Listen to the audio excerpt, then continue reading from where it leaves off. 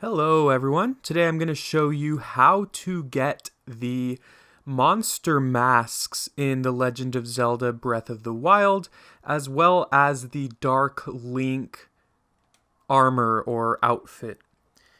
So the way to get these is not super difficult. You do have to go out of your way though if you don't know where to go, but these masks are awesome because they allow you to blend in with the respective monsters. So if you're wearing the Moblin Mask, you can actually blend in with Moblins. They won't attack you if you're wearing this mask, unless you draw your weapon. Once you draw your weapon, they will attack, but I'll be showing off some footage of me kind of trying to blend in with these monsters. It's pretty fun. First, let's talk about how to get them. So the first thing you're going to want to do is you are going to need to unlock the Akkala Tower towards the east side of the map. So in this general area, the Akkala Tower, as you can see, is right here. So this is eastern. It's not far from this little swirly thing. So I'll zoom in so you can kind of get a better look. Once you unlock the Akkala Tower, it will reveal this section of the map to you. And so, I mean, you don't need to reveal or find the Akkala Tower, but it helps immensely. If you don't find the Akkala Tower, where you're going to kind of start this little mission is to the top right corner of the map right here near the Zuna Kai Shrine. So this is the area that you want.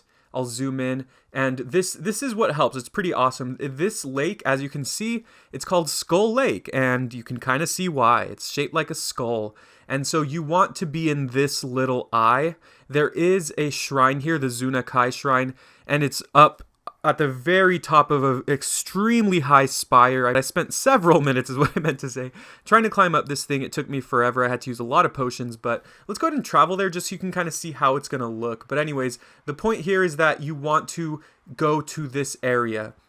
I just said you need to get to the Akkala Shrine because that'll reveal the map, which will kind of guide you. But so here I am on the Zuna Kai Shrine, and as you can see in the bottom right-hand corner of my map, we are in the Skull Lake. So you want to go right here, which is essentially the eye of the skull, the left eye of the skull. And there's no one here now because I already did this, obviously, because I have the armor.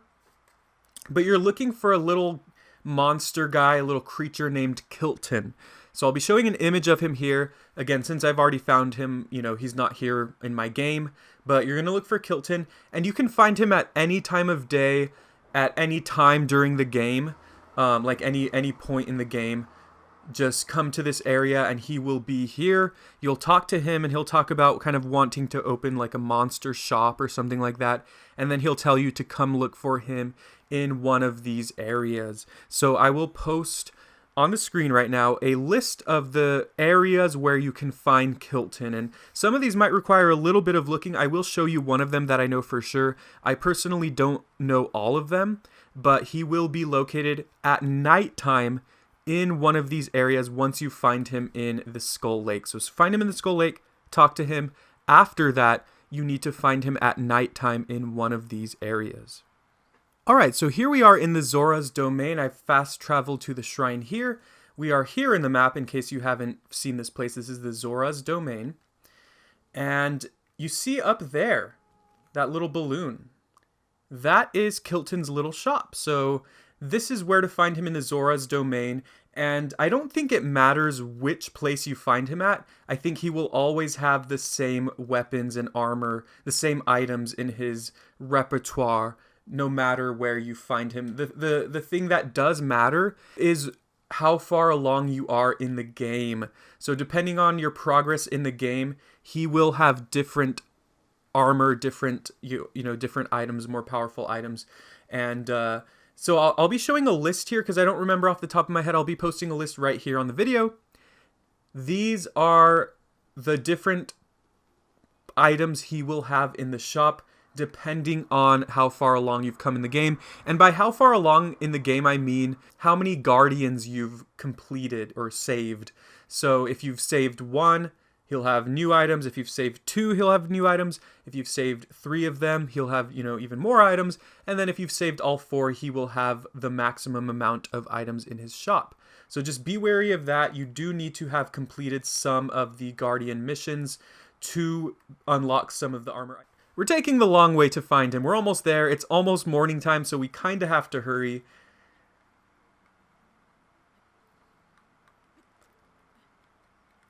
Yeah, the sun's coming out. I don't think he likes the sunlight, so we're going to have to hurry. He's right there. He is right there. Come on, bro. Don't leave yet. I know it's 5 a.m. now, but you can get some rest now. And there he is. Oh, he tells you. Okay. Well, that's okay. I'll let you discover what specific items he has aside from the armor, but let's take a closer look at the armors now. So the first 4 are very self-explanatory. The Bokoblin Mask, when you wear that, you can blend in with Bokoblins. The Moblin Mask, same thing.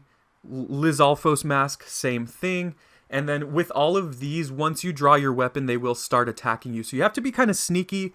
If you're in there with a whole mob of enemies, you got to time it correctly. Also, I did find this out when I was testing this, but if there are different types of enemies and you're wearing one of the masks, they will attack you. So, for example, there were Moblins and Bokoblins together in a camp, and I was wearing the Moblin Mask, and the Bokoblins started attacking me. And then because they started attacking me, the Moblins started attacking me, even though I was wearing the mask. So if you want to blend in with enemies, make sure it's a group of only those enemies. If there's any other type of enemy, it's not going to work out in your favor.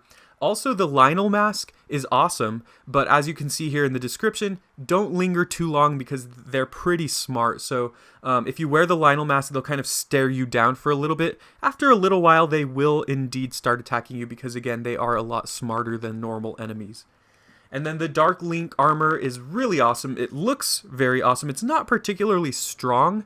However, it does give you extra speed at night. So one more thing I forgot to mention about Kilton's shop is that he uses a new type of currency called Mon.